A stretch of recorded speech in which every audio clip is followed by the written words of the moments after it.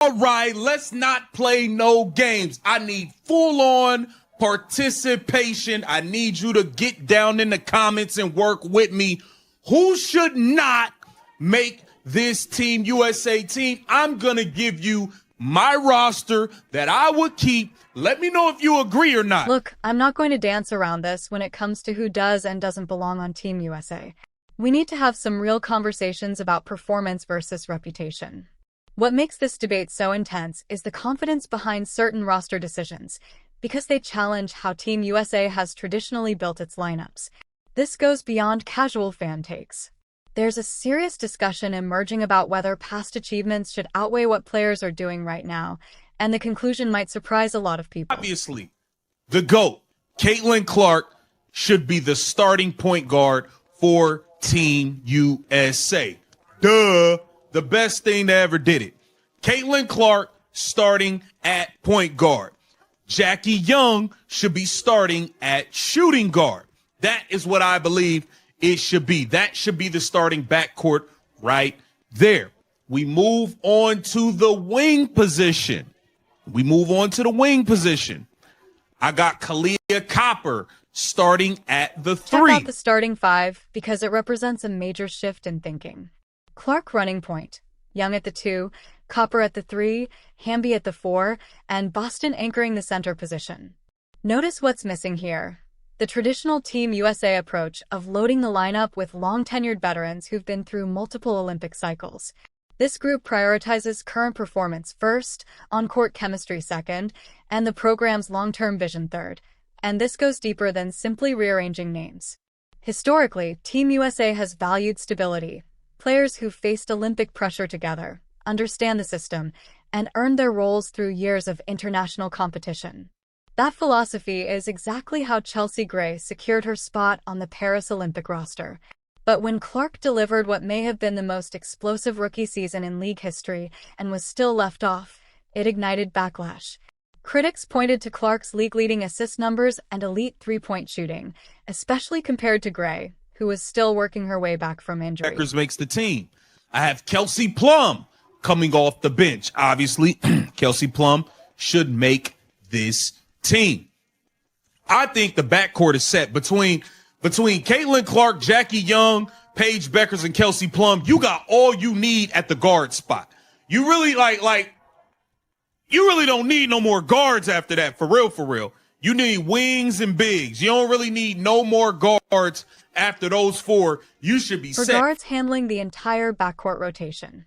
Clark, Young, Beckers, and Plum. The logic behind this decision actually holds up when you dive into it. Clark put up 19.2 points and 8.4 assists per game in her first season, single-handedly pushing Indiana into playoff contention for the first time since 2016. Young captured a championship with Vegas while earning all-league recognition. Plum brings that proven Olympic gold medal experience from Paris. Beckers, even after injury struggles throughout her college career, demonstrated upon her return that she remains one of the most gifted scorers in the women's game. But here's where things get complicated. This backcourt completely shuts out Gray. Gray, who claimed Finals MVP honors with Vegas in 2022, who's been a Team USA foundation for years, who delivers playoff experience and clutch moments when it matters most. The pushback would focus on Gray, hitting 32 this past October, dealing with foot and leg problems. All season long, she appeared in just 26 games during 2024, posting 10.3 points and 4.4 assists. Solid production, sure, but no longer elite territory. I have at the 4-5 off the bench. This might surprise some of y'all. Y'all gonna see where I'm going. I got Cameron Brink. On my team. I don't know about y'all. I got Cameron Brink coming off the bench for this team. I have Rakia Jackson coming off the bench on the wing for this team. I also have Kiki Area Finn coming off the bench as a backup big on this team. We have one spot left. Between Angel Reese. Wait, let's get this straight, because there's some confusion around the wing and front court rotation. The actual selections include Citron from Washington, Jackson on the wing, Brink handling the 4-5 role, Hurrian providing front-court depth, and Reese taking the final roster spot. Choosing Brink over Griner is the decision guaranteed to cause the biggest uproar. Griner is 6 feet 9 inches, owns 2 Olympic gold medals, and is one of the most dominant defensive forces in basketball history. She averaged 17.8 points, 6.6 rebounds, and 1.5 blocks per game, and has been the defensive backbone of Team USA across multiple international tournaments. Brink offers something very different. At just 22, she represents the program's future direction. The second overall pick in the 2024 draft out of Stanford and a national champion, she brings modern versatility, rim protection, the ability to switch onto smaller players, and legitimate floor spacing range. The concern, of course, is that her ACL tear in June ended her rookie season. That context makes it clear this projected roster is focused more on future competitions than immediate win-now tournaments. This team and being just a role player, which is what she should be. She's not a star go-to player. Rebound, and that's it. That's all. Rebound and play defense. That's all you got to do. That should be your role, but your team in the WNBA sucks so bad that you're trying to do more, and that's just not you. Angel Reese makes my final 12. So who didn't make my cut? It's a lot of y'all looking like, whoa, whoa, whoa. You got that right. Chelsea Gray didn't make my team. I'm over all these old people. Look, Chelsea Gray's done her thing. She shouldn't even been in the Olympics. Caitlin Clark, rookie year. Caitlin Clark should have had that Reese spot. claims that final roster spot, and the reasoning actually makes sense, even if it sounds harsh at first. Reese averaged 13.6 points and 13.1 rebounds as a rookie with Chicago, setting a league record with 15 straight double-doubles. She's an elite rebounder who brings consistent defensive intensity. The assessment that her minutes should be limited is fair, though. She's not a primary scorer or an offensive initiator. Her value comes from controlling the glass, playing physical defense, and doing the dirty work. Chicago struggled throughout 2024, finishing 13-27 and missing the playoffs. When Reese tried to expand her role beyond rebounding and defense, her efficiency dropped noticeably. She shot 39.1% from the field with a usage rate that was likely too high for her current skill set. On Team USA, surrounded by elite scorers and playmakers, she wouldn't need to exceed her natural role, and that's actually the ideal situation to maximize her impact. We got 4 of the top guards in the league. Every guard I named, in my opinion, is better than Chelsea Gray. Caitlin Clark is better than Chelsea Gray. Paige Beckers is better than Chelsea Gray. Jackie Young is better than Chelsea Gray. Kelsey Plum is better than Chelsea Gray.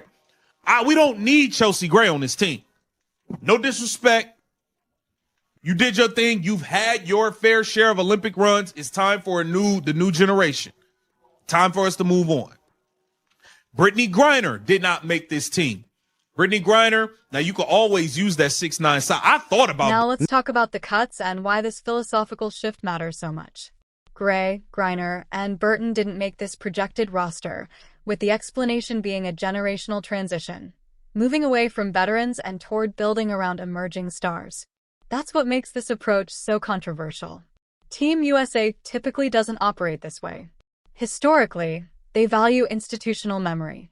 They trust players who understand international basketball, its different rules, officiating, and pace compared to the domestic game. The three-point line is closer, the lane is wider, and the game is far more physical. Veterans who've competed in multiple Olympics and World Cups understand these adjustments instinctively. That's why Sue Bird suited up for Team USA until age 41, winning her 5th Olympic gold in Tokyo at 40. It's why Diana Taurasi remained on the Paris roster at 42, becoming the oldest Olympic basketball player in history. Team USA has always relied on veterans because they perform under international pressure. But momentum is building behind a different approach. The gap between the United States and the rest of the world is shrinking. Team USA won gold in Paris, but several games were competitive.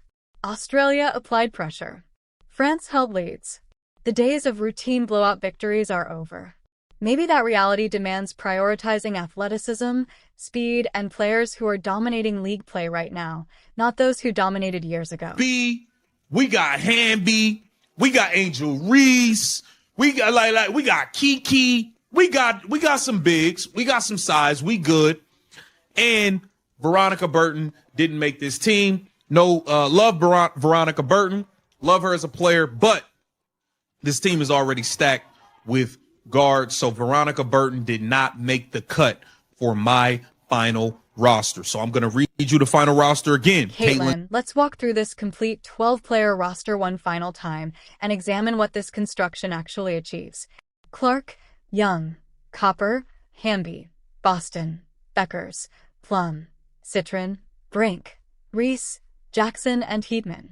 This roster's average age sits in the mid-20s, significantly younger than a typical Team USA selection. The Paris Olympics squad skewed much older, so this represents a clear reset, essentially declaring the Tokyo and Paris Olympic cycles complete and shifting the focus toward 2028 in Los Angeles and beyond. The positional balance is interesting as well. 4 dedicated guards might seem excessive at first, but international basketball is perimeter-driven. Games are often decided by guard play, spacing, and three-point shooting rather than traditional post scoring. Having 4 elite guards who can shoot, distribute, and handle pressure makes strategic sense.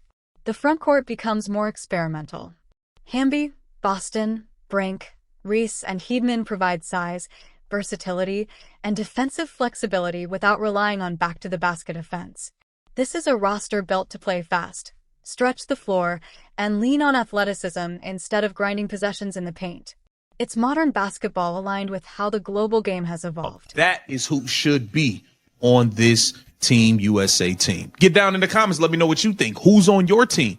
Who would you take off of my list? I think I know who a lot of y'all say. Get down in the comments. Let me know. Let's keep the vision. This entire debate centers on something bigger than 12 roster spots for one tournament.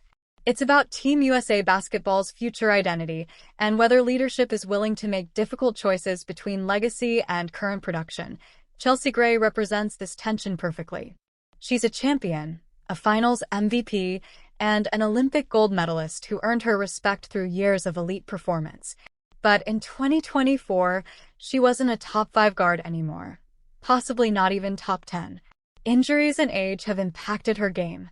So the question becomes, do you reward historical achievement and hope she rediscovers tournament form, or do you select someone performing at a higher level right now? Brittany Griner presents the same dilemma. She's still productive and still one of the best shot blockers in the world, but at 33, her mobility isn't what it was 5 years ago. Cameron Brink, when healthy, may not yet match Griner's defensive dominance, but she offers greater versatility and long-term upside. What should take priority? Championship pedigree or future potential? Historically, Team USA leans toward veterans. That's why Paris included Taurasi, who barely played but provided leadership and experience. That's why Stewart and Thomas earned automatic selection despite injury concerns.